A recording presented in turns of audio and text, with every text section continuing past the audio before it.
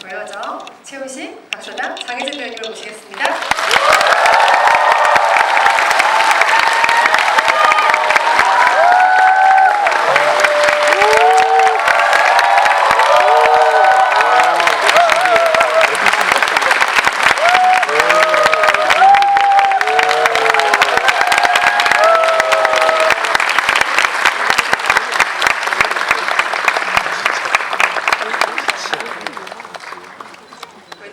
다 같이 인사를 하고 앉으실 것 같은데, 네.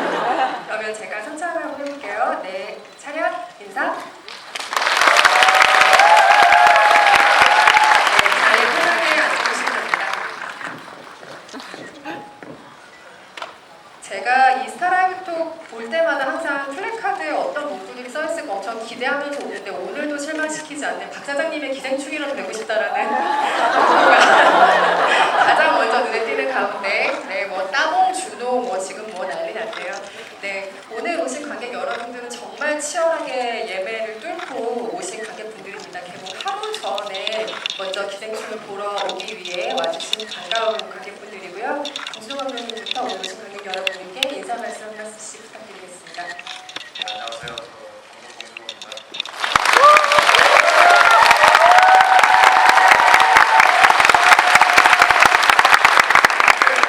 많이 와주셔서 고맙고 더더군다나 이제 첫 관객이시라고 해서 설레이네요. 고마워. 즐겁게 얘기를 나눴으면 좋겠습니다. 감사합니다.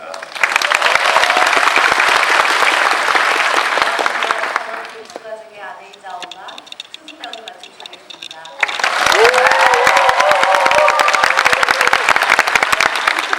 반갑습니다 여러분. 너무 뵙고 싶었어요.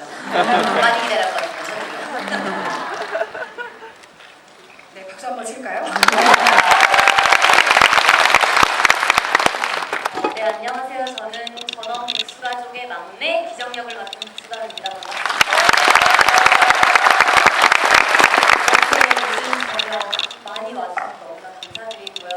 영화 어떻게 보셨는지 저도 빨리 이야기 나누고 싶습니다. 네, 감사합니다. 미국 역할의 최우식입니다. 너무 감사드리고요. 오늘 재밌게 저희 이야기 뱃살이를 풀어가지고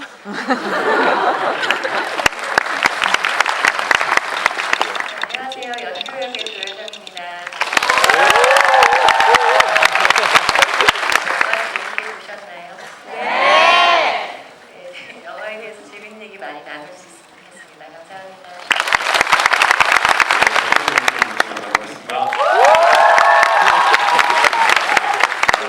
정말 이렇게 저희 영화 관심 갖고 이렇게 와주신 거 진심으로 감사드리고요. 한 시간 동안 좋은 시간 가졌으면 좋겠습니다. 감사합니다. 안녕하세요. 정화입니다.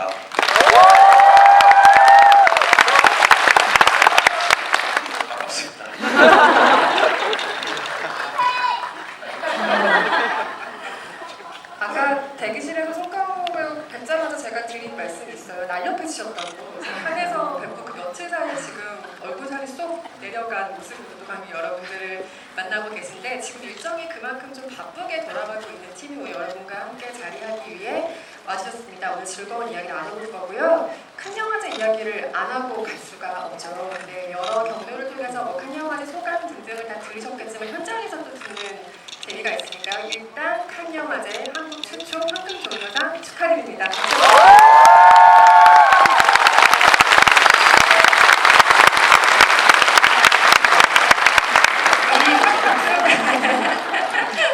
이 박수는 사실 칸에서도 많이 받으시긴 했지만 한국 관객들이 쳐주시는 박수이기 때문에 조금 남다른 박수일 것 같고요. 칸 영화제 황금 종려상 수상 소감을 봉준호 감독님께 간략하게 듣고 넘어가겠습니다. 예, 뭐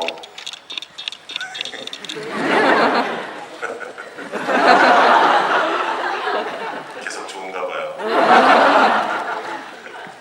너무 좋아서 계속 되씹고 싶은 마음과 빨리 잊어버리고 이제는 이미 과거가 됐고 빨리 다음 작품을 향해서 돌진해야지. 두 가지 마음이 막 하루에도 열댓 번씩 뒤섞입니다. 네, 아직은 뭐 그 마음이 충분히 이해가 되는 시간인 것 같고요. 조금 더 누리셔도 되지 않을까 하는 말씀을 이 팀 전원에게 드리고 싶습니다. 칸에서 송가호 배우님께서 이런 표현을 써주셨어요. 칸 영화제 공식 기자회견에서 제가 직접 들은 이야기입니다.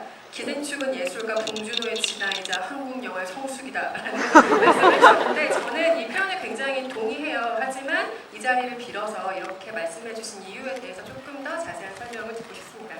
그런 어려운 말을 제가 저도 지금 해석이 잘 안 돼서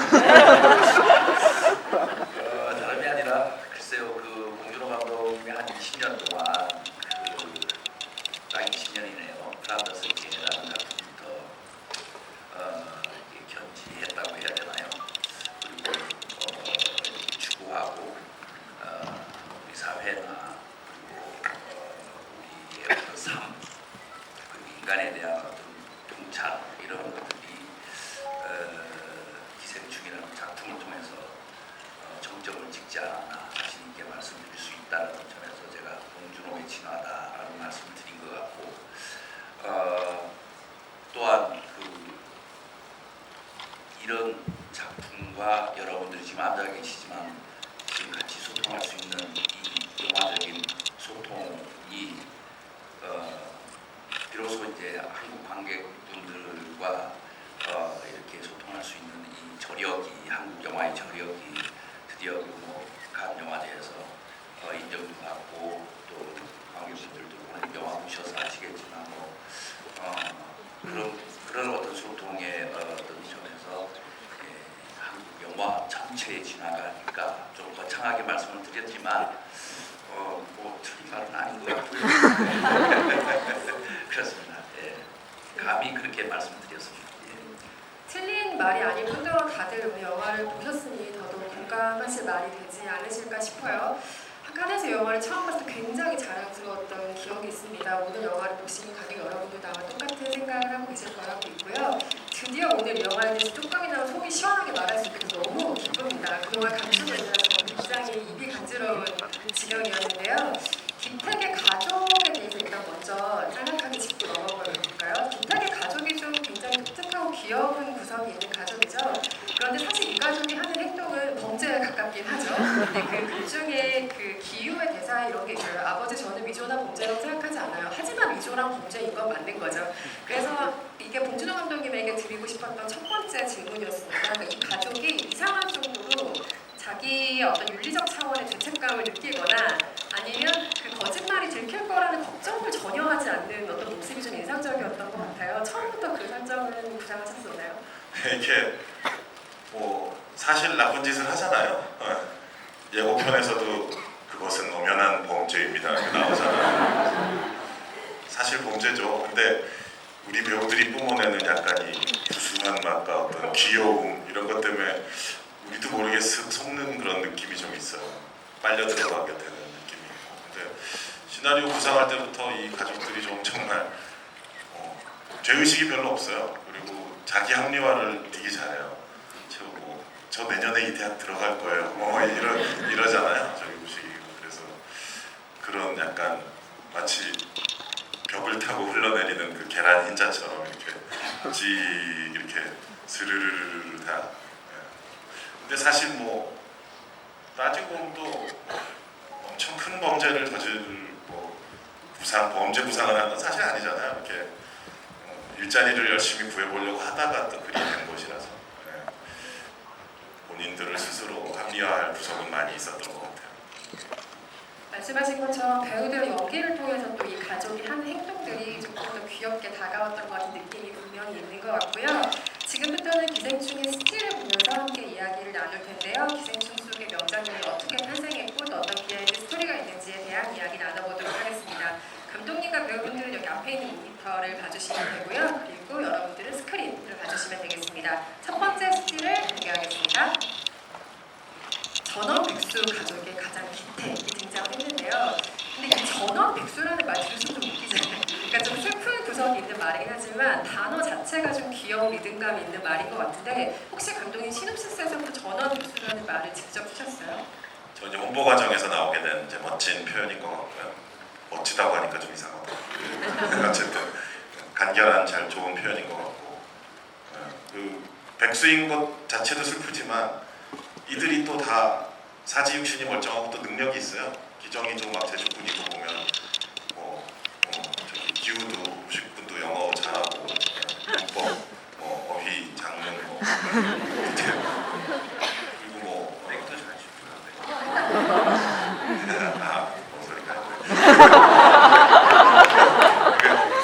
기택 충숙도 다 멀쩡하고 능력이 있는데 일이 없다는 그게 참 더 슬픈 일인 것 같아요. 시놉시스가 공개됐을 때 이 가족은 왜 자꾸 전원 백수가 강조될까라고 생각을 했었는데 전원 백수여야만 하는 이유가 영화를 보니 알겠더라고요. 이유가 분명하게 있었죠.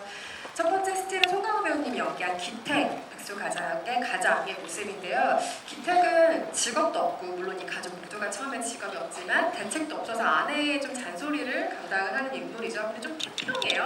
항상 무계획의 계획의 사람인 것 같기도 하고요. 괴물의 강두, 송강호 배우가 연기했던 캐릭터를 많이들 기억을 하실 텐데요. 거기에서 아주 약간의 위험이 더해진 가장의 모습 같다는 생각을 전 했는데요. 그간 본 감독님과 함께 여러 차례 작품을 통해서 매력적인 캐릭터들을 소화하셨잖아요. 그 영화 속의 캐릭터들과 달리 기택에게서만 느꼈던 매력은 어떤 게 있을까요? 송강호 배우님? 글쎄요, 기택은 이게 거울 같아요. 예, 기택을 보면은 물론 처지는 되게 이제 좀 안 좋은 처지에 살고 있지만 기택은 우리의 어떤 그러니까 세상에 대한 어떤 그 열정과 어떤 신념 같은 건 분명히 있으되 환경이나 살아가는 어떤 사회 구조가 녹록지 않는 그 상황에 있는 딜레마의 어떤 빠진 인물 아닐까. 그게 이제 우리가 이제 사실은 모든 걸 성취하고 사회적인 성취나 개인의 어떤 성취를 다 하면서 살 수는 없잖아요. 그런 점에서 약간의 어떤 비약은 있겠지만 저는 이게 우리의 삶 속에 있는 사람들의 모습이 아닐까. 그래서 거울 같다 이런 느낌을 좀. 그게 이제 매력이란 매력이죠. 우리를 투영할 수 있는 인물이니까 그렇게 생각이 들었습니다. 요즘 송강호 배우님이 스케치 학원을 다니신다는 루머를 제가 요즘 만들어내고 있는데 오늘도 거의 뭐 워딩 하나 버릴 것 없는 답변을 해주신 것 같습니다. 앞으로의 답변도 더 기대하겠습니다. 봉준호 감독님과 송강호 배우님은 지금 살인의 추억을 시작으로 계속해서 한국 영화의 르네상스를 만들어 오셨고 또 한국 영화계에 굵직하게 그어진 핵들을 지금 함께 작업하고 계시다는 생각이 들어요. 저는 가끔 봉준호 감독님에게 좀 질투가 나는데요. 송강호 배우님의 연기를 가장 처음 보실 거 아니에요, 현장에서. 그래서 굉장히 감탄할 만한 순간들이 있으실 것 같은데 이 영화에서만 새롭게 발견하신 송강호 배우님의 어떤 얼굴, 놀랐던 지점 같은 것들이 있습니까? 영화 다 보셨으니까 영화에 많은 경험이 그려져 있지만 특히 그 마지막에 인디안 모자 쓰는 상태에서 그걸 어떻게 표현해야 될까요? 그 클라이막스라고 할 수 있죠. 그 부분 손에 칼을 쥐게 되는 그 순간, 무시무시한 순간인데 그 부분 표정이 아주 순간적인 0.1초 사이의 변화가 나오는 부분이 있는데 그 부분 보면서 되게 놀랐었어요. 워낙에 즉각적 아주 최소한의 움직임으로 최대의 어떤 모멘트를 감정을 표현해내시는 것 같아가지고 어떻게 저거 놀랐습니다. 그 표정을 인상적으로 기억하고 계신 관객 여러분들이 아주 많으실 거고 여기에서 만든 모든 배우들의 장면들이 그렇지만 송강호 배우가 만들어낸 그 장면이 사실 배우의 연기가 설득이 되지 않으면 이 영화의 흐름 자체가 설득이 되지 않아버리는 굉장히 중요한 지점인데요. 그 장면을 정말 저도 감탄하면서 봤던 기억이 있습니다. 기택의 사진이 나온 김에 기택 가족에 대한 얘기 하나만 더 해보고 넘기도록 하겠는데요. 저는 기택의 가족이 처음에 어떤 모습으로 영화에 등장할까, 이 가족이 가난한 건 알겠으나 굉장히 궁금했는데 반지하에서 무료 와이파이를 잡기 위해 애쓰는 모습으로 처음 가족이 등장을 하고 그런 어떤 기후의 동선을 쭉 따라서 이 가족이 살고 있는 반지하 그리고 가족의 면면들이 소개가 되는데요. 가난에 억울한 건 많은 것들이 있죠. 근데 그 중에서 요즘에는 그러니까 중요한 정보들, 그러니까 세상이 돌아가는 방식으로부터 차단되는 것도 가난의 억울한 점 중에 하나라고 생각이 드는데 그 와이파이에 관련된 시퀀스 자체가 그것을 은유하고 있는 게 아닐까? 그래서 이 장면을 먼저 보여주신 게 아닐까? 라는 생각이 들었어요. 기택 가족의 첫 등장은 처음부터 이 같은 모습으로 고민하셨습니까? 감독님께 드리는 질문입니다. 감독님 요즘 학원 좀 다니셔야 돼요. 아닙니다. 좋습니다. 글쎄요. 우리가 좀 요즘 습관적으로 어디 가나 와이파이부터 찾잖아요. 그리고 특히 이제 와이파이 암호로 이렇게 차단되면 되게 이상한 서러움 같은 걸 느낄 때가 많죠. 그리고 또 그 암호를 찾는 장소 스팟이 또 되게 이렇게 변기를 향해 올라가는 계단이잖아요. 실제 반지하 중에 그런 화장실들이 좀 있습니다. 구조가 정화조와의 압력 차이 때문에 그렇게 할 수밖에 없는 상황인 건데 그 스팟에서 이렇게 남매가 올라가 쪼그려 앉아 있는 모습 그리고 그 남매가 또 되게 닮았잖아요. 여기 지금 이 각도에서 옆에서 봐도 닮았고 여러분들 각도에서 봐도 되게 닮았어요. 우리가 이렇게 길거리 걸어가다가 사진관에 있는 가족 사진 저기 유리진열장에 있는 거 보면 딱 봐도 가족이잖아요. 얼굴 보면 닮았거든. 그런 느낌이 영화에서도 그냥 더 설명할 필요 없이 딱 나왔으면 좋겠는데 이 남매, 기남매의 모습이 딱 이렇게 일부러 똑같이 쪼그려 앉은 자세, 카메라에 향해 똑같은 각도 그렇게 해서 딱 각인을 시키고 싶었어요. 그런 여러 가지 것들이 담겨 있는 오프닝이었고 처음에 또 최우식 군이 이제 기후가 소파에 앉아가지고 이제 와이파이 이렇게 거기 보면 햇빛이 살짝 닿아 있어요. 기후 머리 실제 자연광으로 햇볕으로 찍은 장면인데 어찌 보면 그 영화 전체에서 그 반지하 집 안으로 햇볕이 드는 유일한 모멘트일 거예요. 처음에만. 그리고 햇볕이 되게 귀하잖아요. 그리고 부잣집 가면 햇볕이 엄청나게 큰 유리창으로 엄청나게 쏟아져 들어오는 장면들이 많거든요.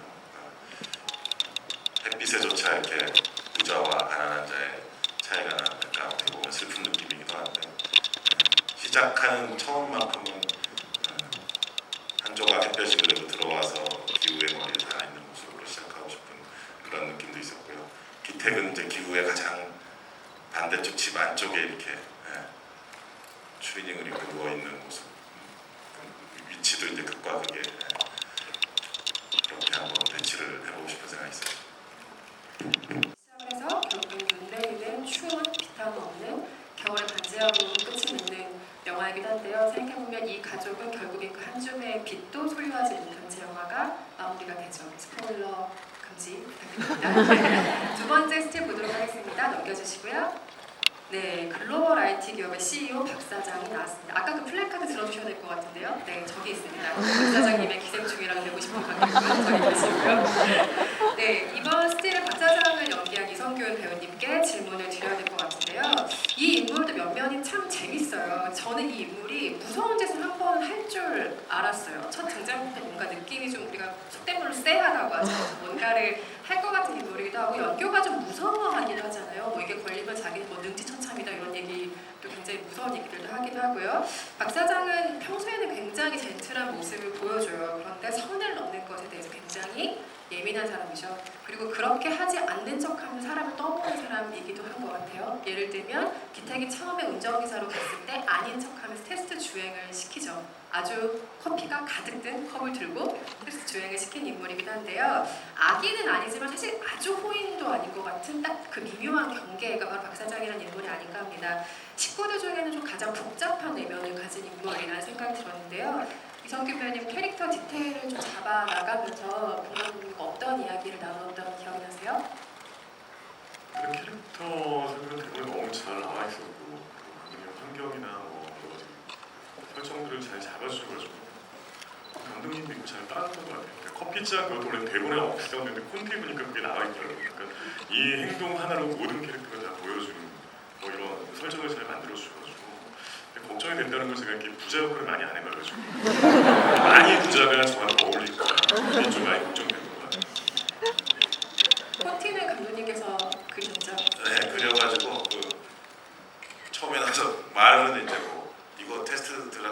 주행 이런 거 아니니까 편하게 하라고 말로는 그러면서 이제 손에는 그게 또 회사 컵이에요. 어나더 브릭 어쩌고 해가지고 거기 컵에 커피가 찰랑찰랑. 그래서 이제 만약에 이제 그 주택이 커브 틀다가 한 뭐 세 방울 넘치면 뭐 탈락 뭐 이런 자기 기준이 있겠죠.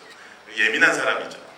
예민하고 까다로운데 자기의 그 유려한 매너를 그걸 싹 커버하는 그런 면이 좀 있는 거고 뭐 성규 씨 말한 것처럼 거기서부터 이미 이제 캐릭터의 느낌은 시작돼서 쭉 쌓여가는 것 같아요. 그래서 특히 이제 그 백미가 저는 제일 좋아하는 두 분의 두 남자의 장면이거든요.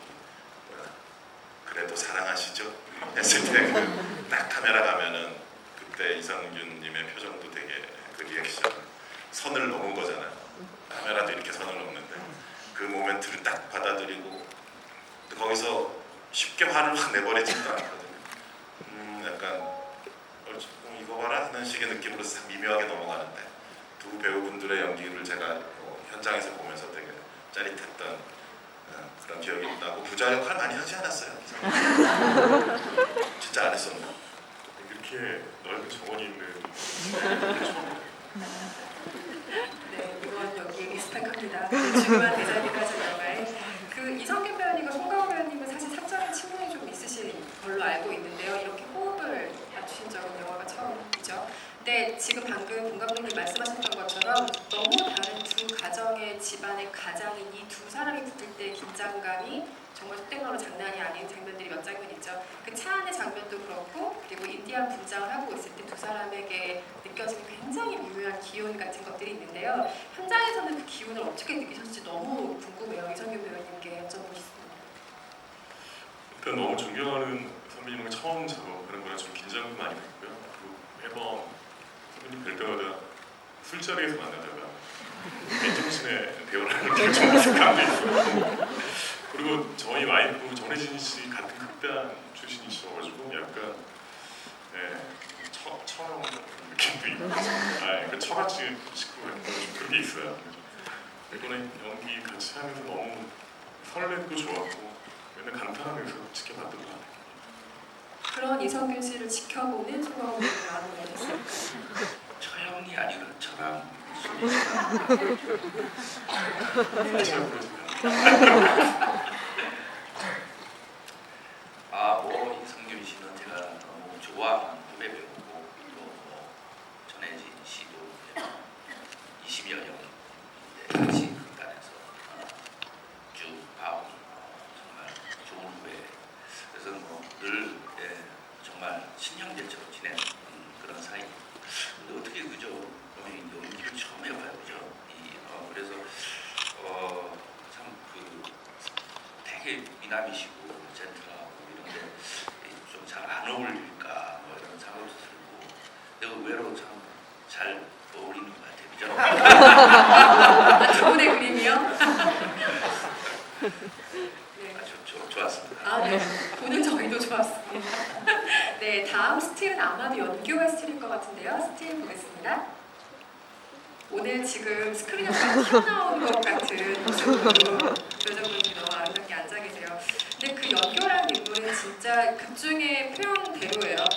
영앤 심플. 네, 굉장히 진짜 예쁘고 착해서 너무 잘 속아 넘어간 사람이죠. 그리고 극중의 대사처럼 독이 다림이라서 정말 이 사람에게 구김살이라는 게 하나도 없는 것 같은 인물이에요. 그런데 이 순진무구한 매력의 소유자이지만 그 부잣집 사모님이라는 굉장히 중요한 설정이 있잖아요. 그 잘 사는 사람들은 기본적으로 태도에서 이게 모든 게 드러난다는 생각을 하거든요. 뭐 걸음걸이, 말투, 혹은 뭐 옷 입는 거, 뭐 하는 장신구 하나하나까지. 그러니까 우리가 소위 말하는 룩을 만드는 작업이 굉장히 중요했을 것 같다는 생각이 들어요. 어떠셨어요? 이건 사실 저희 의상이나 분장들이 너무 훌륭한 분들이니까 맡겨서 그냥 그거에 맞춰서 의상을 입거나 헤어를 하면은 거기에 맞는 행동이 좀 따라오고 그런 것 같아요. 근데 또 거꾸로 그런 옷을 입었다고 해서 우아한 걸음걸이나 이런 거는 저도 생각을 못했어요. 그냥 아이 엄마고 집안에서도 그런 막 여기까지 트임이 있는 스커트를 입고도 다리를 벌리고 앉아서 다리 떨고 막 이런 게 오히려 집에서 아무것도 안 볼 때는 그런 게 더 진짜 아닌가 그런 모습들이 좋더라고요. 면접 기다릴 때도 다 차려입고 그렇게 어이없이 막 졸고 있고 엎드려서 이런 게 진짜 모습인 것 같아요. 오히려 우아하게 걷는 것보다. 그리고 영화를 보니까 제가 굉장히 팔자를 걷더라고요. 그 캠핑 옷 입었을 때 그래서 아, 연교에는 잘 어울린다. 그리고 다음에는 저러지 말아야지. 극 중에서 영교는 차안을 제외하고는 별로 좁은 곳에 있는 사람이 아니에요. 엄밀히 말하면 좁은 곳에 있을 이유도 없는 사람이죠. 그런데 그 집안에서 풍경을 가만히 돌이켜보면 사우나실이 한 번 있죠. 굉장히 좁은 공간에 그 기택과 함께 갇히는 씬이 있는데 전혀 의도하지는 않으셨을 것 같은데 그 장면에서 되게 묘한 성적인 긴장감 같은 거 느끼신 분 혹시 있지 않으세요? 그 장면에 대해서 감독님 어떤 이야기를 하셨어요? 그런 이야기는 조금 나눴던 것 같아요. 묘하게 그런 기운이 있다고. 근데 정말 미묘하게 묘한 거라서 굉장히 매력 있는 것 같아요. 기택이 악수를 청하는 것 자체도 너무 뜬금없기도 하고 근데 또 막 싫진 않고 어떤 한 팀이 된 것 같고 어떤 비밀을 공유한 거에 그 선배님이 하시니까 하나도 이게 하는데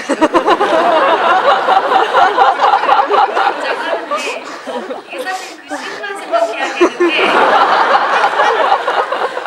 그 씬으로 기택으로 봐야 되는데 저도 모르게 약간 선배님이랑 가장 가깝게 붙어서 한 씬이다 보니까 사심 있잖아요. 선배랑 약간 있었던 것 같아요. 그래서 잠깐 저기 소식이 왔습니다. 인천 CGV에 약간 진행상의 문제로 이제 늦게 합류하신 관객들이 있습니다. 저 카메라 보고 인천 CGV 같이 갑시다. 그리고 앞에 못 보신 부분들은 이후에 따로 별도로 보실 수 있게 저희 이제 주최 측에서 준비를 이미 하고 있다고 합니다. 걱정 안 하셔도 될 것 같고 지금부터 저희 동참해 주시기 바랍니다. 한 분도 안 가고 남아주셔서 감사드립니다. 감사합니다. 네, 이지훈 CGV 상영관에서 보고 계신 관객 여러분 반갑습니다. 네, 시사회부터 진행 중이었고요. 지금 조여정 배우님 답변 중이셨습니다. 영규와 그 기택이 사우나실에 같이 있는 장면에 대한 이야기를 잠깐 하고 있었거든요. 근데 거기에 약간의 성적 긴장감이 있으면 좋겠다 뭐 이런 얘기들을 주고받았다 뭐 이런 이야기를 하고 있었어요. 그렇죠? 있으면 좋겠다까지는 이야기를 안 하셨지만 뭔가 그런 느낌이 있다. 서로 저는 그냥 보건위생의 관점에서만 찍었습니다. 그러니까 이제 손 씻었냐고. 그 장면이 약간 그 영화 마더에도 이제 약간 그런 어떤 금기의 어떤 선이 아주 위태롭게 그 연출이 되는 장면들이 있는데 봉준호 감독님의 아주 고차원의 어떤 이 연출의 어떤 장치가 아닐까. 왜냐하면 이건 사실 이제 뭐 어떤 금기의 선이거든요. 그런 게 그걸 정확하게 보이지는 않는데 우리의 상상으로 지금 저기 기자님이 생각하시는 것처럼 그렇게 상상을 던져주는 것이 오히려 훨씬 더 이렇게 저기 와닿죠. 냄새가 나는 것처럼 보이진 않지만 맞습니까, 감독님? 예, 그럼 또 그렇게 미묘하게 연기를 해주셨어요. 그래서 가서 이렇게 닿을 때 보면은 미묘한 이렇게 해서 약간 뭐 만화로 치면 이렇게 스파크가 빠직 나는 것처럼 두 분의 그 손놀림이 아주 절묘하시더라고요. 인천 중계가 연결되기 전에 그 조여정 배우님께서 송강호 배우님이 그렇게 연기를 해주셔서 가능했던 장면이다라고 하셔서 송강호 배우님이 크게 웃으셨습니다. 빠진 내용을 전달해드리고요. 다음 스틸로 넘어가겠습니다. 네, 전원 백수 가족의 장남 기우의 사진이 등장을 했습니다. 최우식 배우가 지금 산수경상을 꼭 끌어안고 있는 스틸을 볼 수 있는데요. 이 첫 번째 고정 수입을 얻는 사람으로서 이 가족의 희망으로 떠오르잖아요, 기우가. 근데 각 중에서 보면 가장 크게 신경 변화를 겪는 인물이기도 한 것 같아요. 그러니까 내가 이 자리에 좀 자연스럽게 어울리는 사람일까라는 질문을 하는 건 기우밖에 없어요. 직접적인 대사로 그렇게 등장을 하기도 하죠. 그리고 이 모든 사건이 벌어진 책임을 자신의 탓으로 돌리고 어떻게든 수습하려는 사람 역시 기우로 등장을 합니다. 그래서 뭔가 신경의 변화가 굉장히 크고 굴곡이 많은 인물인데요. 기우를 바라보는 최우식 배우의 마음이 어떤 식으로 변화를 했을까 좀 궁금해요. 안쓰럽기도 하고 좀 공감되기도 하고 그랬을 것 같은데요. 근데 일단 그 대답하기 전에 저 사진 나중에 누가 또 사진 찍어가지고 또 누가 올리면 이게 또 안 되거든요. 여러분 진짜 다 보고 얘기하는 거야 지금. 괜찮아 아버지가. 아니 근데 저 주민 한 번만 해주세요. 진짜 스포하시면 안 됩니다. 네. 저는 기우를 처음 읽었을 때 너무 불쌍했어요. 안쓰럽고. 그래서 좀 너무 딱한 것 같아요. 어떻게 하든 자기의 그 환경에서 좀 더 나아가서 더 좋은 환경으로 가고 싶은 마음이 굴뚝 같은데 또 그 하는 과정이 또 가끔은 이제 좀 다른 방향으로 가기 때문에 어쩔 수 없이 누군가가 봤을 때는 당연하게 이제 저게 될 텐데 좀 이렇게 가이드를 해줄 수 있는 그런 것도 없고 그래서 좀 되게 딱했어요. 기우를 바라보는 우리의 딱한 마음 같은 게 최우식 배우의 연기를 통해 조금 더 전해지는 느낌이 드는 것 같아요. 각 캐릭터들이 어쩜 그렇게 배우들이랑 찰떡으로 붙어서 시너지를 만들어낼까 이런 생각들 정말 많이 했었는데요. 기우가 극중에 과외를 가르치는 다혜에게 중요한 얘기를 하잖아요. 실전은 기세야, 기세. 무려 클로즈업이 된 장면이에요. 기세가 굉장히 강조가 된 대사였는데요. 현장에서 최우식 배우의 실전은 어땠습니까? 기세가 좋았나요? 어땠어요? 저는 기세가 항상 좋은 적이 없어요. 제 부족한 게 기세가 제일 부족하고 항상 좀 위축돼 있고 그런데 이제 다행히도 저희 현장에 워낙 제가 지금 살짝 이렇게 좀 장난칠 수 있는 것도 선배님 앞에서 이렇게 장난칠 수 있는 것도 그런 현장이었어요. 제가 원래 갖고 있는 기세보다 좀 더 장난도 치고 좀 더 열심히 좋은 당당함을 보여줄 수 있는 현장이었던 것 같아요. 만약에 좀 제가 더 불편하고 힘들었으면 되게 힘들었을 텐데 다행히 영화에는 기세가 좋지 않은 모습은 보이지 않았어요. 기세가 좋아 보였습니다. 그 기생충은 가족의 이야기죠. 서로 극단적으로 다른 두 가족의 이야기 동시에 본 감독님의 영화 전에 어떤 아버지와 아들에 대한 이야기가 좀 강조됐다는 생각이 들어요. 물론 뭐 괴물 같은 영화에서도 변희봉 쌤이 연기했던 캐릭터와 송강호 배우가 연기했던 강두 사이의 어떤 애틋함 같은 것들이 있었지만 이런 식으로 정면에 드러난 영화는 처음이지 않을까라는 생각이 드는데요. 괴물은 아버지와 딸의 서사가 조금 더 중요했고 마더는 아시다시피 어머니와 아들의 서사로 이야기가 진행이 됐었습니다. 그러니까 뭐 다 그런 건 아니지만 한국 사회 혹은 한국 영화가 아버지를 그리는 방식이 아들이 보기에 좀 거부하고 싶은 대상 혹은 이해하고 싶지 않은 대상으로 그려지는 경우가 굉장히 많은 것 같아요. 그래서 이 영화에서 기택과 기우의 관계가 본 감독님의 영화에 좀 독특한 결을 불어넣어주고 있다는 생각이 들었거든요. 부자 관계를 조명하고 있다는 점에서요. 평소에 가지고 계신 뭐 부자 관계에 대한 생각이나 그런 것도 어떤 식으로 반영된 영화인지 궁금해요. 평소에 제가 재작년에 아버님 돌아가셨지만 저와 아버님의 관계, 또 저도 아들이 있는데 저와 아들의 관계가 투영되거나 그런 건 아니고요. 그냥 장작의 관점에서 접근하는데 일단 기우의 캐릭터가 이 아들내미가 좀 안쓰러운 면이 많이 있잖아요. 이 최우식 배우가 뿜어내는 그냥 가만히 서 있기만 해도 좀 안쓰러워요. 그리고 이 친구가 좀 젊고 분노한 저는 캐릭터들이 많잖아요. 앵그리 영웅인데 이 영화 전체에서 단 한 번도 화를 내지 않아요. 기우가 항상 이렇게 약간 난처해하고 이렇게 주눅들어요. 그런데 그게 특히 아버지와의 관계에서도 또 그래요. 이 충숙이 그 남편을 그 기택을 대하는 것과 또 딸이 또 구박할 때 이런 모습 보시면 유일하게 기우만 이 아들만 아버지 하면서 이렇게 끝까지 대접을 해주려고 애를 쓰거든요. 기우마저 없으면 아마 기택 집에서 버티기 되게 힘들 거예요. 한 10분도. 근데 이제 왜 기우는 그래도 그러니까 뭐 직장도 없고 못난 애비라고 볼 수도 있는데 그렇게 그래도 아빠를 계속 이렇게 리스펙트 하는 걸까 생각을 해봤는데 어떤 그것이 기우만이 가진 어떤 선한 마음 내지 이해심인 것 같아요. 아버지가 뭐 저러고 싶어서 저러겠는가. 본인도 지금 대학을 가고 싶은데 못 가고 있잖아요. 그 마음이 투영된 것 같기도 해요. 아빠도 일을 하고 싶은데 못 하는 거니까.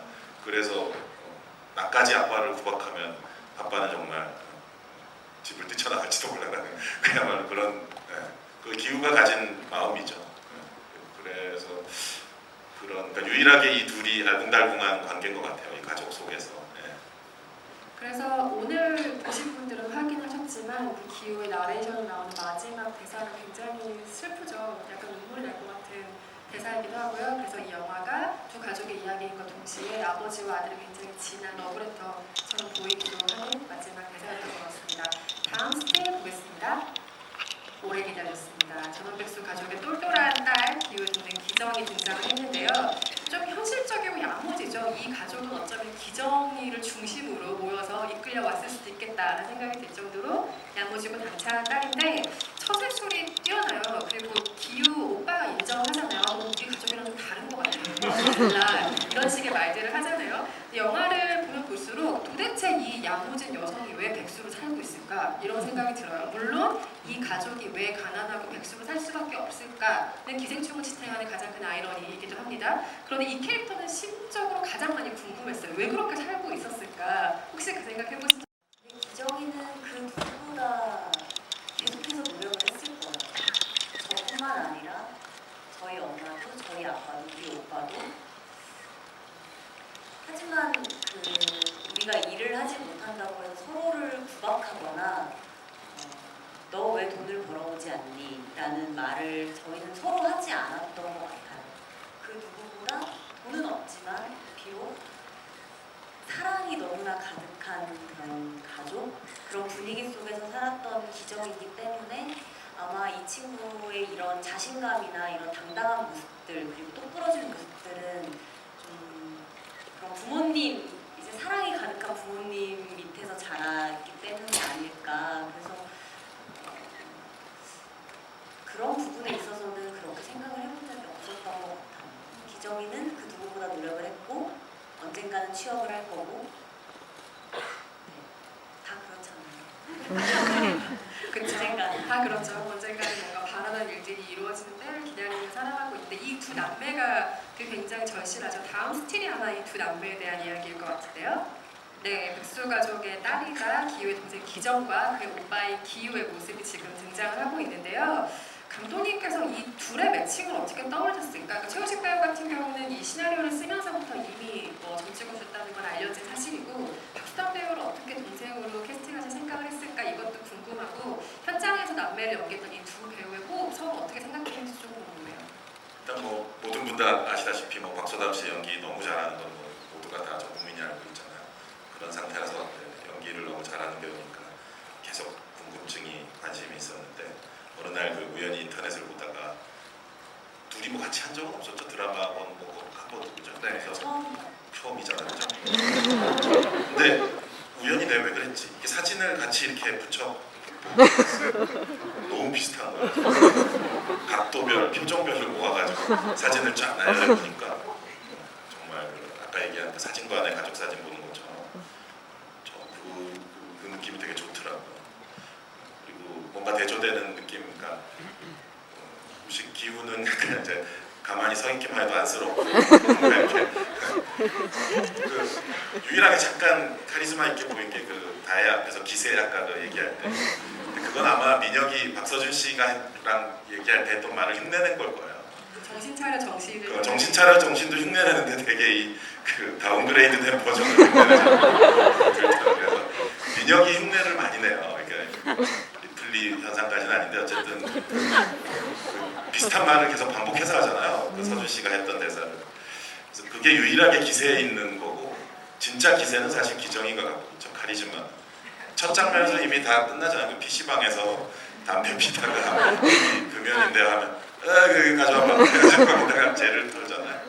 그게 원래 시나리오에 있었던 것과 좀 다르게 묘사된 장면인데 만들어서는 찍은 샷인데 거기서 어떤 기정이의 카리스마는 이미 딱 세팅돼 버려서 그 나중에 보면 거의 연교를 가지고 놀듯이 하잖아요. 그 함께 검은 상자를 열어보시겠어요? 그거 하면서 그래서 그 기우와 기정 이렇게 어떻게 보면은 흔히 말하는 오빠 여동생의 그 관계를 뒤집힌 듯한 기우가 더 이렇게 주눅들었고 얌전하고 기정은 또 이렇게 기세가 그야말로 카리스마가 있고 또 보면 기우가 보면서 느끼셨나? 기우가 방이 없어요.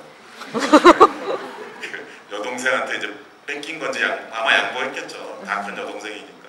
기정방이고 화장실이랑 엄마 아빠 방 사이 이렇게 있잖아. 거기로 쏙 들어가자. 기우 너는 그러니까 뭐 잠을 소파에서 자는 거 아니니? 침대도 없는 거야. 그런 어떻게 보면 불쌍하고 또 장남으로서의 희생인 거지. 네, 그런 남매인 거죠. 초면에 저희 그 세트 처음 갔을 때 마루에 있는 그 소파에 오늘 기와 여기가 이제 너 침대야. 그때 이제 처음 갔으니까 아니 저 방도 없나요? 그 소파 옆에 책장에 네 물건들 다 있잖니 미술팀한테. 그러니까 어렸을 때 방을 같이 썼겠지. 근데 이제 크니까 이제 분리돼 나오면서 너는 그냥 기우는 방이 없는 신세가 된 거죠. 이 자리가 그런 자리가 아니라 자꾸 안쓰러워지네요. 가운데 자리가 푹 내려앉는 거 기운 내시기 바라겠습니다. 그 박수담 배우 아까 초면이란 말 잠깐 했었는데 두 분이 초면에 남매 연기하기는 괜찮으셨어요? 현장에서는 어땠어요? 아니 저희 밖에서도 거의 현실 진짜 기우 기정처럼 제가 좀 손이 많이 가요. 좀 많이 가요. 기정이가 좀 많이 챙겨주죠. 이런 정말 실제 오빠의 그런 연애하는 모습을 본다고 생각하면 정말 너무 웃기잖아요. 이 오빠가 그 다혜에게 하는 그 대사들을 하는 걸 제가 보고 있을 때 정말 왜 저러고 저렇게 하는데 넘어간단 말인가? 좀 이런 생각이 들어요. 너무 이상한 거예요. 치명적이었어.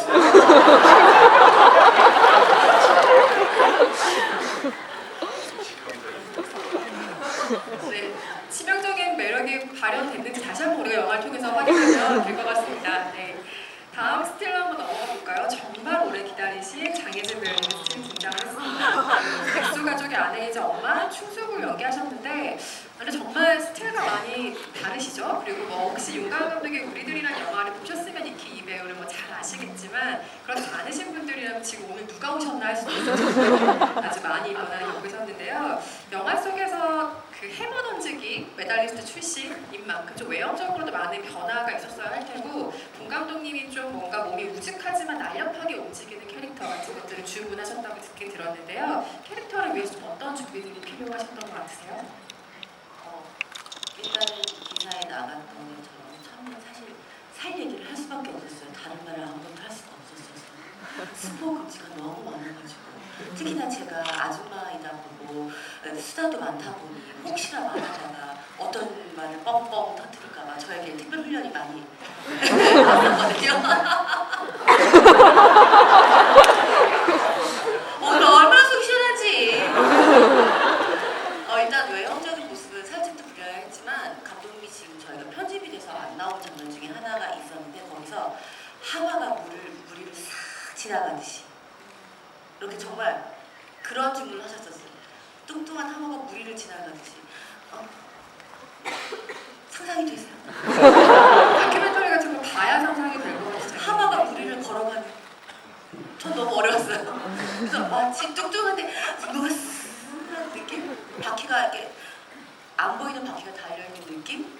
근데 사실 저는 충숙이라는 캐릭터를 저에게 맡기신다고 했을 때 너무 이해가 안 갔고 우리들을 물론 보신 분들보다 안 보신 분들이 더 많으시겠지만 너무 사랑스럽고 귀여운 엄마로 나오는데 그 모습에서 어떻게 충숙이의 모습을 발견하시고 저를 맡기려고 하셨는지 너무 궁금해서 이해가 안 돼서 촬영 전날 정말 이거는 처음으로 말씀드리는 건데 촬영 전날까지도 전 너무 힘들어서 그날 첫 촬영날 이 기우와 기정의 첫 촬영이 있었고 그걸 보러 갔는데 감독님이 그 다음날이 제 첫 촬영인데 아무 말씀을 주신 거예요.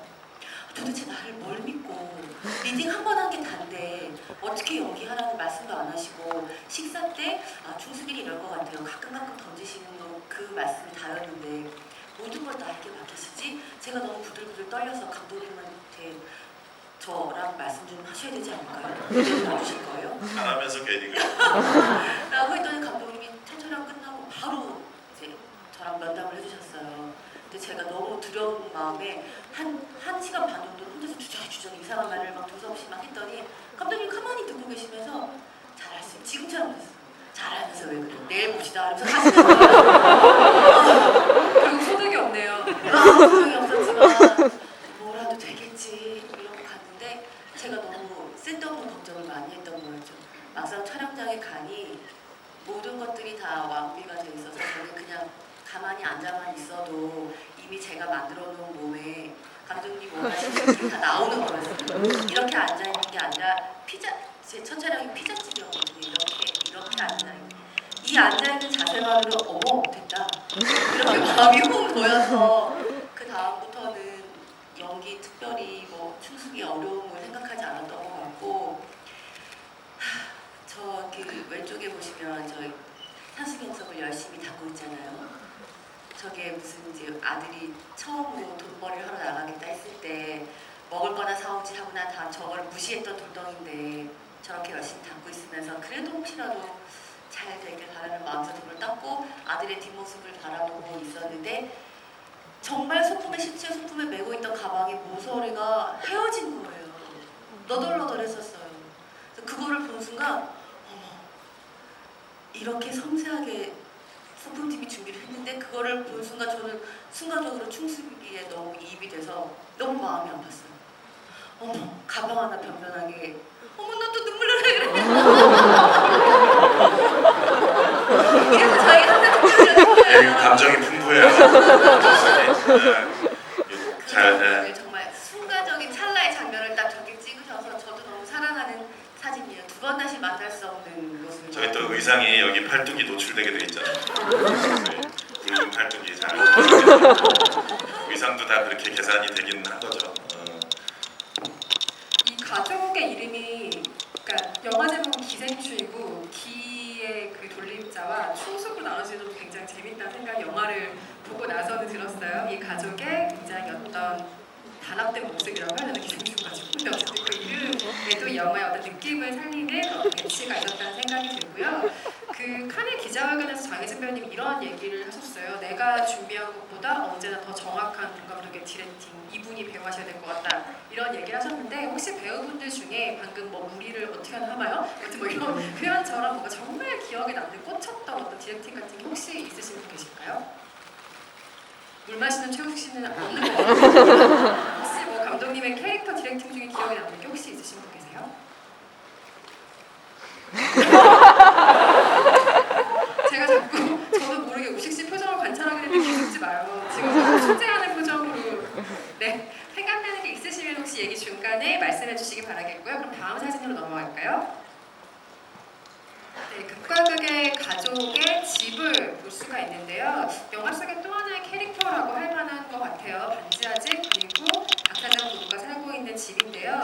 이 집들이 두 가족이 살고 있는 어떤 사회적인 지위, 모습 같은 것들을 대변하기도 하죠. 이게 감독님이 여러 번 얘기하셨듯이 이하준 미술 감독과 그 팀의 공으로 만들어진 세트들입니다. 실제로 세트를 지어서 촬영을 한 것이고요. 제작진끼리 계단 시네마라고 농담으로 얘기를 했다고 하죠. 이 집안 어떤 계단의 이미지, 수직의 모티브 같은 걸 통해서 이 영화가 얘기하고 있는 중요한 요소 중에 하나의 계층을 드러냈고요. 또 평소에 본 감독님이 존경을 계속해서 밝혀오신 김기현 감독님의 영화들에서도 이 계단은 중요한 모티브이기도 하죠. 주택가족이 반지하에 살고 있다는 건 좀 슬픈 것 같아요. 왜 슬프냐면 이게 애매하게 밖이 보여서 슬픈 것 같아요. 반지하도 앞이 이렇게 막혀서 보이지 않는 반지하들도 있는데 이 표현을 감독님께서 하시기를 지하에 분명히 살고 있지만 지상으로 믿고 싶어지는 공간이라는 표현을 하셨던 게 기억이 납니다.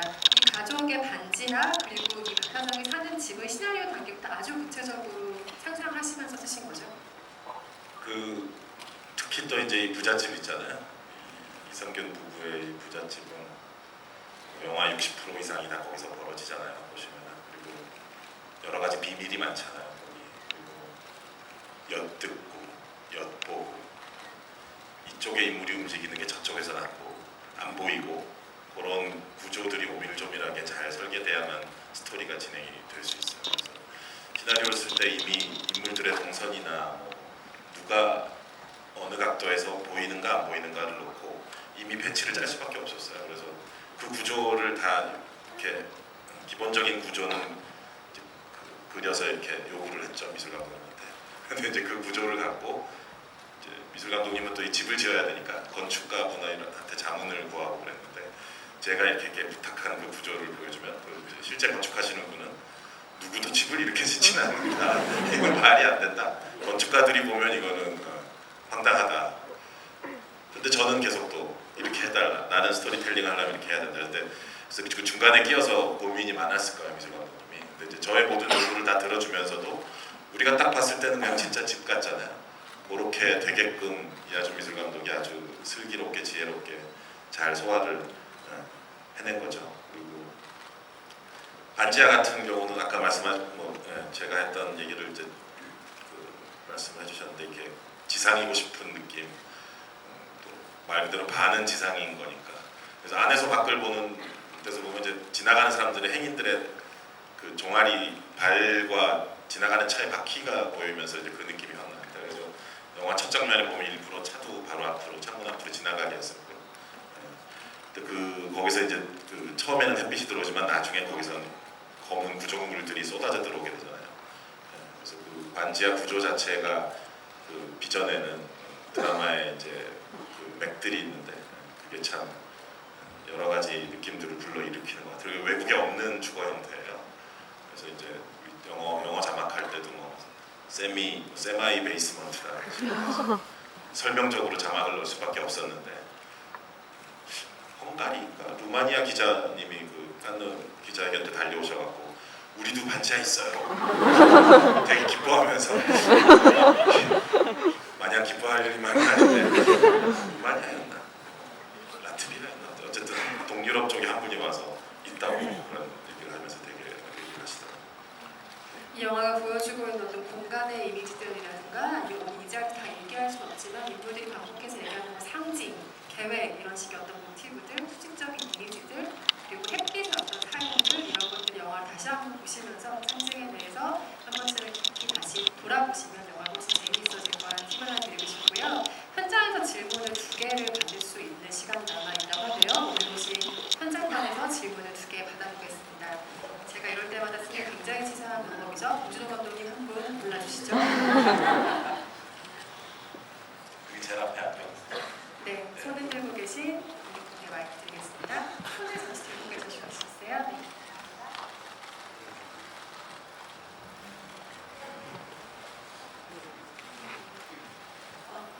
영화 우선 너무 잘 봤고요. 봉준호 감독님께 질문 드리고 싶은데요. 기생충이라는 걸 어떤 계기로 제작을 하게 되셨는지 생각이 듭니다. 어떤 계기로? 네, 어떤 스토리가 갑자기 생각이 나서 생각하셨는지. 그 촉포괄적인 질문이신데 왜 했을까? 이제 제가 옛날에 괴물 같은 거 이제 처음 개봉할 당시에는 잠실대교에 매달려 있는 이상한 물체를 봤다는 그런 이제 최초에 발상하게 된 계기 같은 거를 명확하게 사건으로 얘기할 수 있는 경우가 있는데 기생충은 그렇지는 못해요. 어느 날 집에 들어갔을 때 이렇게 바지에 묻어있는 얼룩처럼 분명히 바지에 얼룩이 또렷하게 있는데 이게 언제 어디서 어떻게 묻었는지는 모르는 거잖아요. 집에 가서 이제 옷을 갈아입을 때나 그걸 알게 되는 건데 그런 식으로 저한테 왔어요, 기생충.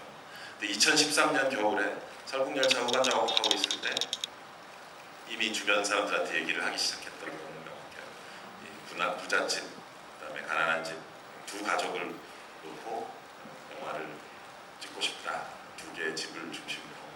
그래서 처음에 제목이 데칼코마니 미술 시간에 데칼코마니 같은 거 해보셨죠? 그래서 2개의 가족이 이제 좌우 대칭처럼 그런 제목으로 시작을 했었던 건데 어쨌든 처음부터 부자와 가난한 자, 그 다음에 2개의 가족 그들이 이상하게 섞인다.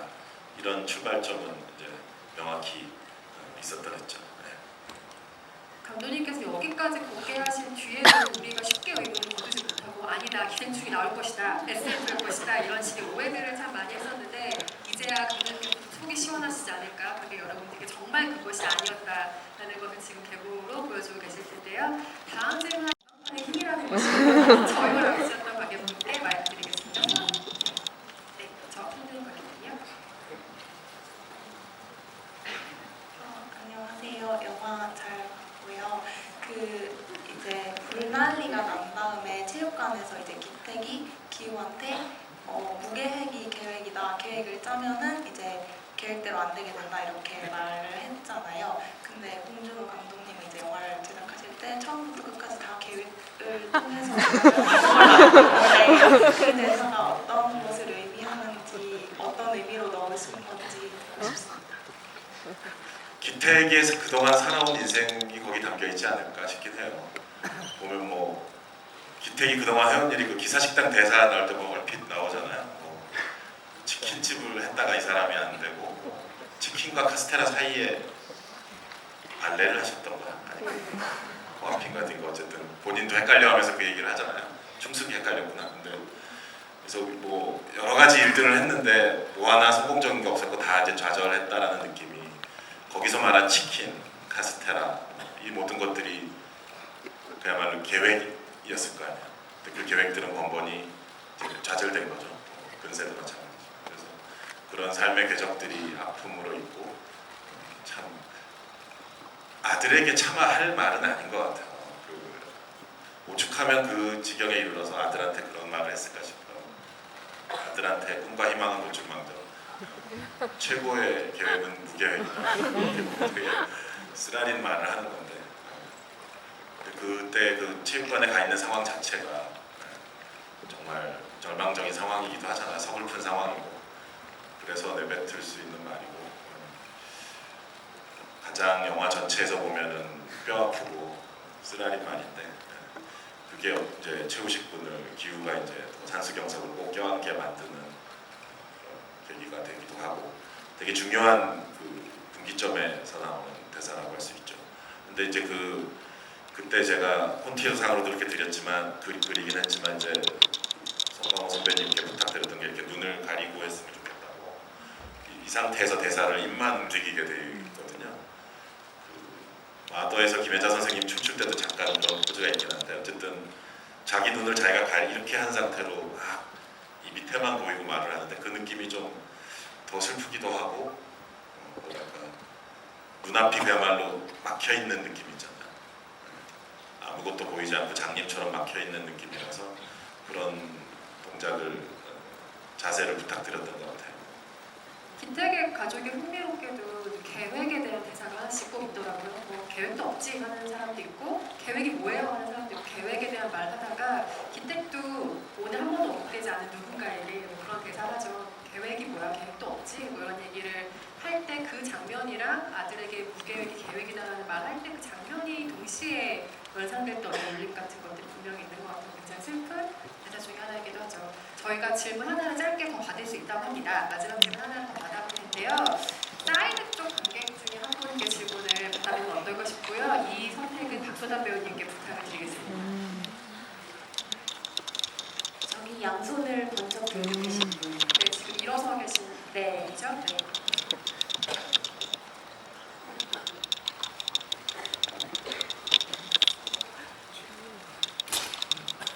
네, 안녕하세요. 영화 너무 일단 잘 봤고요. 다시 한번 간 영화 되셔서 축하드립니다. 감독님께 질문을 드리고 싶은데요. 그 스틸에 이제 산수경석이 나왔는데 그 이제 어떻게 보면 사건의 뭐 발단을 의미하는 게 될 수도 있고 제 개인적으로는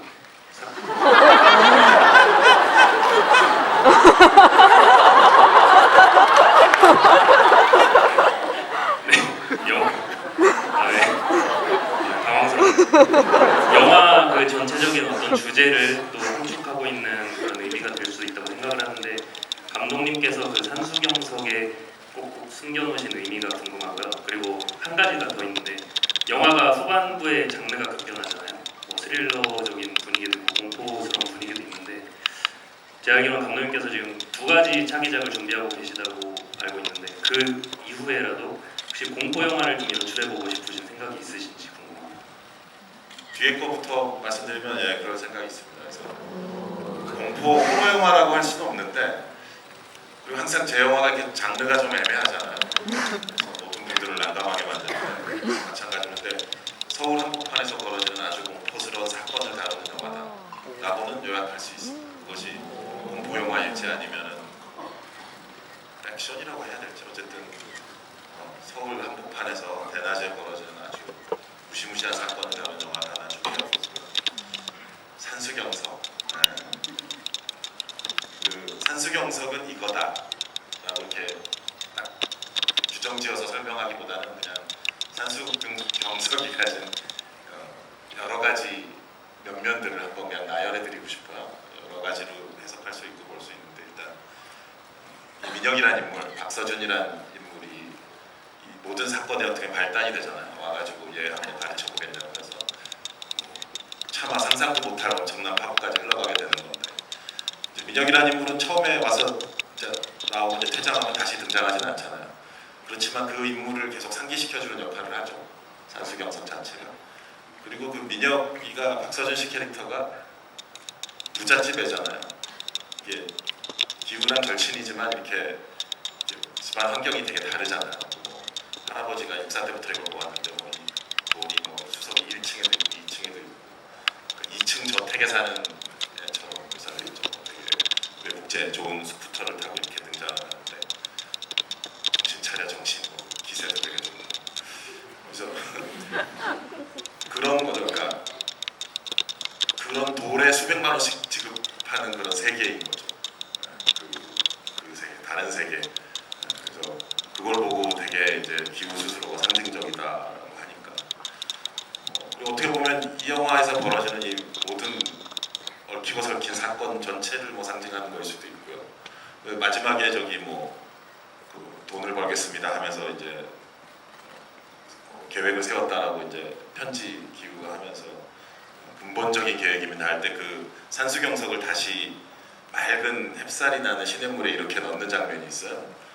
그러니까 모든 걸 되돌려서 처음으로 다시 깨끗하게 돌아가고 싶은 느낌 같은 이 사건 자체가 이제 완전히 극복되거나 다시 애초에 없었던 일처럼 하는 느낌. 그것도 산수경석으로 표현되는 느낌도 있고. 그거 아마 보셨을 텐데 이렇게 그 침수돼 가지고 반지하 이제 구정문이 꽉 찼을 때 기후의 시점하면 같은 이렇게 돌이 자기 혼자 쓱 떠오르는 장면이 있어요. 근데 돌이 스스로 떠오르고 이렇게 기후가 딱 그걸 잡거든요. 사실은 어떻게 보면 순간적으로 약간 판타지가 환각이 보이는 것 같은 느낌도 있는데 그렇기 때문에 아마 돌이 자기를 따라온다라고 또 표현하기도 하고 기후에 약간 기후가 약간 맛이 가는 느낌이 있어요. 공간에 가면 상태가 안 좋아지는데 그 느낌도 뭐 산수경석이 또 표현해 주는 거 여러 가지 측면들이 있습니다. 영화를 다시 보실 기회가 있다면 그 산수경석의 이동 경로를 따라가는 것도 이 영화를 좀 즐겁게 보는 방법이 아닐까. 누가 어느 손에 어떻게 들어가느냐, 어느 위치에 그 돌이 있느냐 이런 것들을 따라가면서 보시는 것도 흥미로운 관람이 될 것 같고요. 사실 여기 얘기를 나누다 보니까 민혁의 존재는 잠깐 까먹고 있었는데 사실 가장 불쌍한 인물이긴 하네요. 이 모든 사단을 나중에 알았을 텐데 어떤 기분이었을지 이런 생각도 그런 궁금증도 갑자기 들고요. 저희가 지금 이제 마무리를 해야 될 시간이 됐어요. 오늘은 평소보다 조금 더 길게 진행한 것 같은데 그래도 좀 시간이 모자라게 느껴지는 시간이었습니다. 많은 분들이 오고 또 워낙에 얘기할 것이 많은 영화여서 그런 것 같은데요. 아쉽지만 오늘 자리는 여기서 마무리를 하도록 하고요. 송강호 배우님부터 우리 현장관에 계신 관객분 그리고 인천을 포함해서 대중에 보고 계신 우리 전국 17개 성형관 우리 여러분들께도 끝인사 부탁드리겠습니다. 예, 대단히 감사합니다. 제가 어디선가 얘기를 한 것 같은데 봉준호 감독께서 세계 최고의 영화제에서 최고의 상을 수상한 것은 봉준호 감독도 뛰어난 예술가이지만 사실은 그 예술가를 키운 것은 여러분들의 힘이었던 것 같습니다. 그래서 여러분들의 성원과 사랑이 저희들을 만들어 주셨고 기생충이라는 작품도 만들어 주셨지 않나 그런 생각을 합니다. 대단히 감사하고 끝까지 여러분들의 성원에 보답할 수 있도록 좋은 작품 계속 만들고 그러겠습니다. 기생충 많이 성원 부탁드립니다.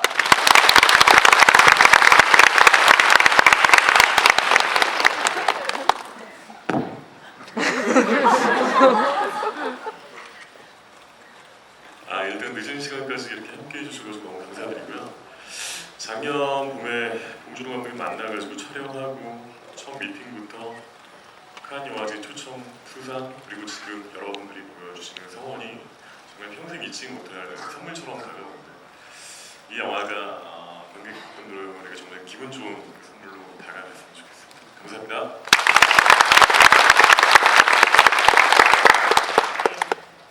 영화를 보는 관객분들이나 굉장히 오랜만에 영화로 하나가 되는 느낌을 받아서 굉장히 요즘 행복하고요.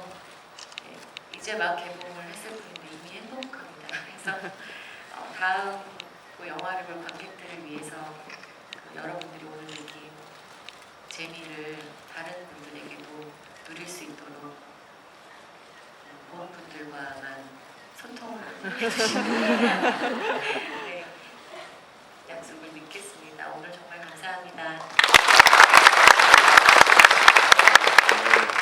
이렇게 와주셔서 너무 감사드리고요.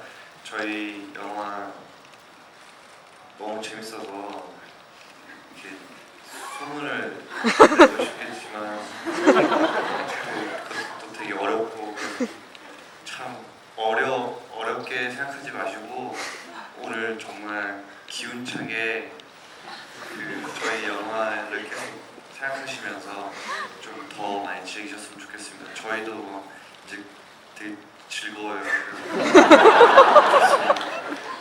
감사합니다.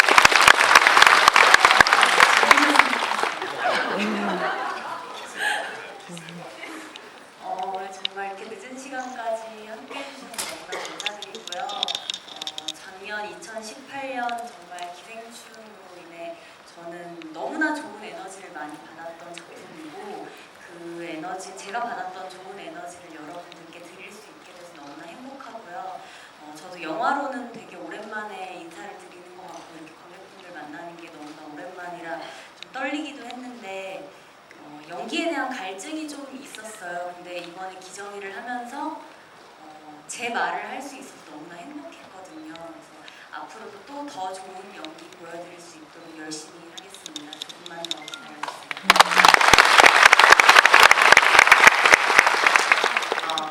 저를 아시는 분보다 모르시는 분들이 더 많은데 그럼에도 불구하고 수치스럽게 얘기를 많이 해서 죄송하고요.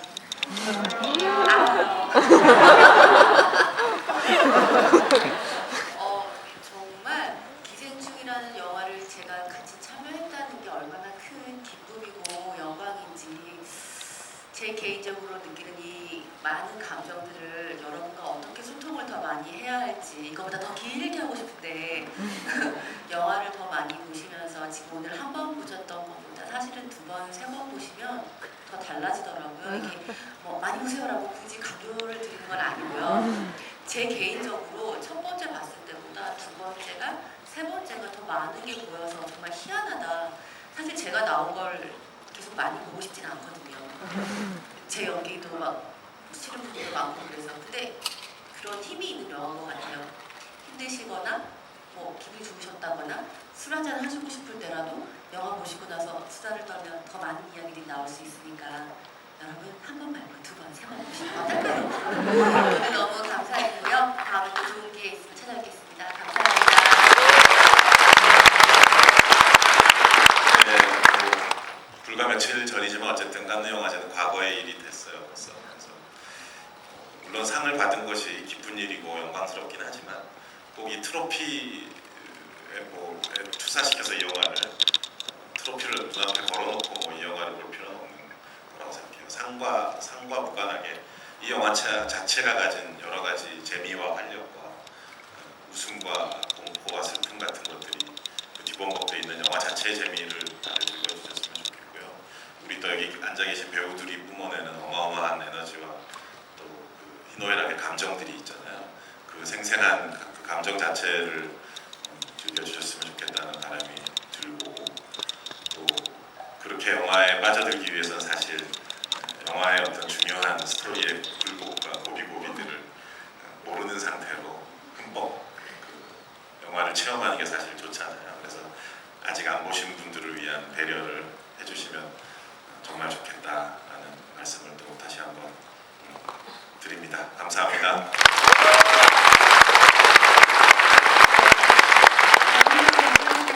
하셨듯이 스포일러에 대한 부분을 정말 정확하게 다시 한번 부탁드리고요. 여러분들의 매너를 믿습니다. 네, 그리고 오늘 오신 여러분들과 기생충의 기세를 응원하겠습니다. 내일 개봉하는 기생충의 많은 성원 부탁드립니다. 감사합니다.